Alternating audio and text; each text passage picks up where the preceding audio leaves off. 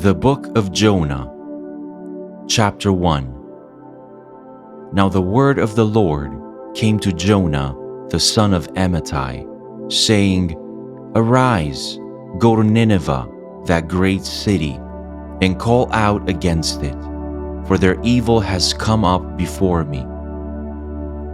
But Jonah rose to flee to Tarshish from the presence of the Lord. He went down to Jaffa and found a ship going to Tarshish. So he paid the fare and went down into it, to go with them to Tarshish, away from the presence of the Lord.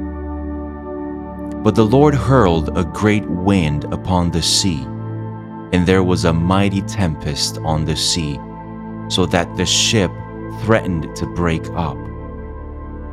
Then the mariners were afraid, and each cried out to his God.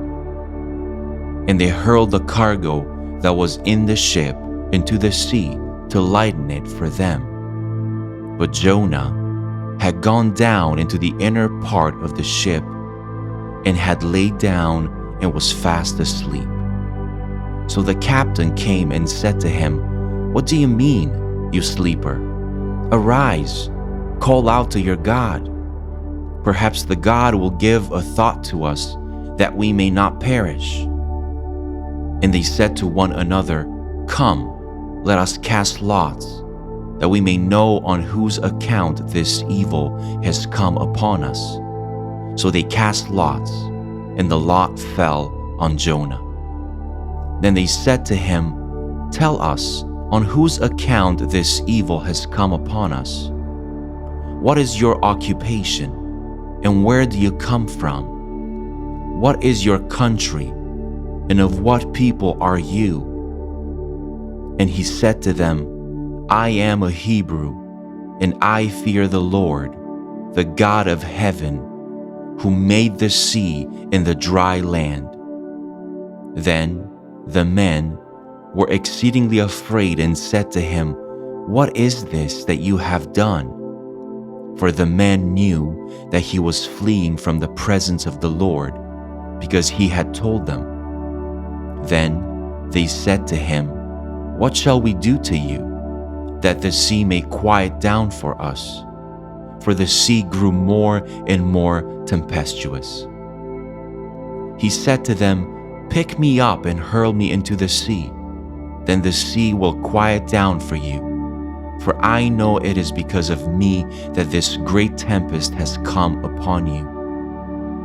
Nevertheless, the men rowed hard to get back to dry land, but they could not, for the sea grew more and more tempestuous against them.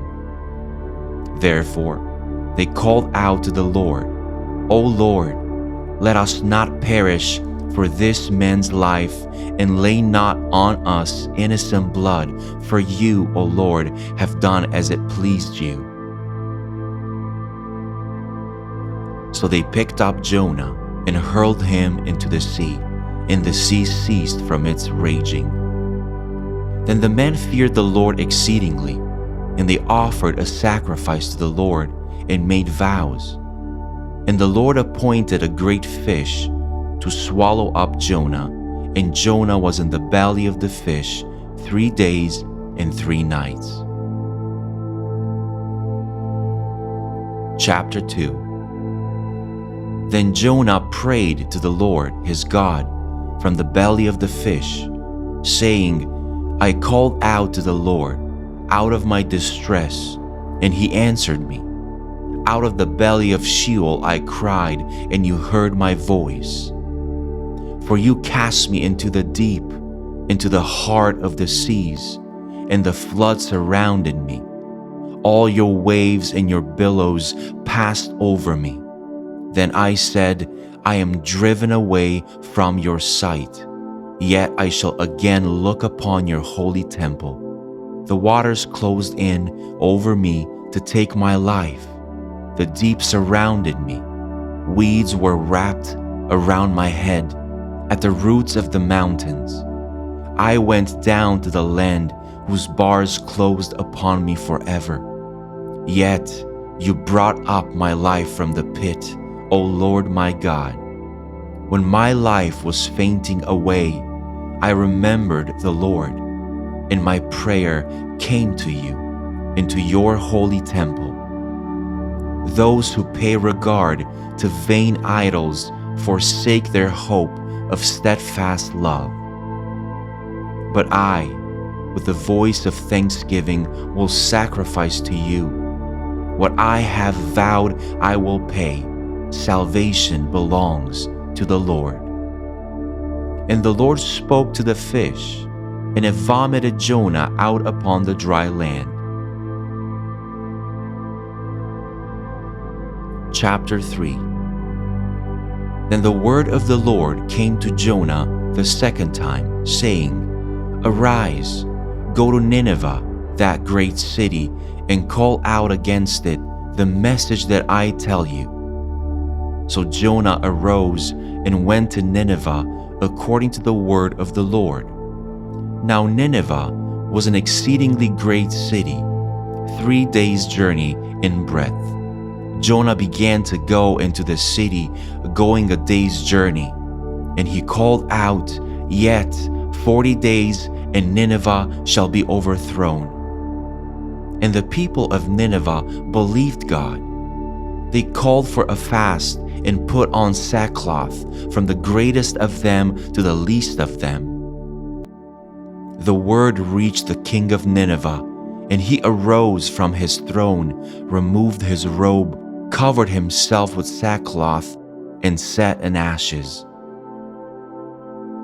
And he issued a proclamation and published through Nineveh by the decree of the king and his nobles, Let neither man nor beast, herd nor flock taste anything.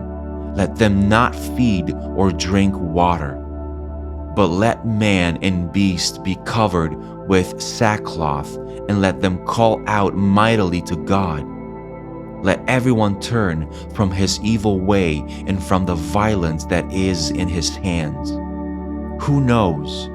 God may turn and relent and turn from his fierce anger so that we may not perish. When God saw what they did, how they turned from their evil way, God relented of the disaster that he had said he would do to them, and he did not do it.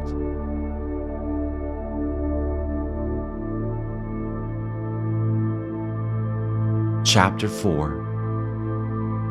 But it displeased Jonah exceedingly, and he was angry. And he prayed to the Lord and said, O Lord, is not this what I said when I was yet in my country? That is why I made haste to flee to Tarshish, for I knew that you are a gracious God and merciful, slow to anger and abounding in steadfast love and relenting from disaster. Therefore now, O Lord, please take my life from me, for it is better for me to die than to live. And the Lord said, Do you do well to be angry? Jonah went out of the city and sat to the east of the city and made a booth for himself there. He sat under it in the shade till he should see what would become of the city. Now the Lord God appointed a plant and made it come up over Jonah, that it might be a shade over his head, to save him from his discomfort. So Jonah was exceedingly glad because of the plant. But when dawn came up the next day, God appointed a worm that attacked the plant so that it withered. When the sun rose, God appointed a scorching east wind, and the sun beat down on the head of Jonah so that he was faint. And he asked that he might die and said, It is better for me to die than to live. But God said to Jonah, Do you do well to be angry for the plant? And he said, Yes, I do well to be angry, angry enough to die. And the Lord said, You pity the plant, for which you did not labor, nor did you make it grow, which came into being in a night and perished in a night. And should not I pity Nineveh, the great city, in which there are more than 120,000 persons who do not know their right hand from their left, and also much cattle?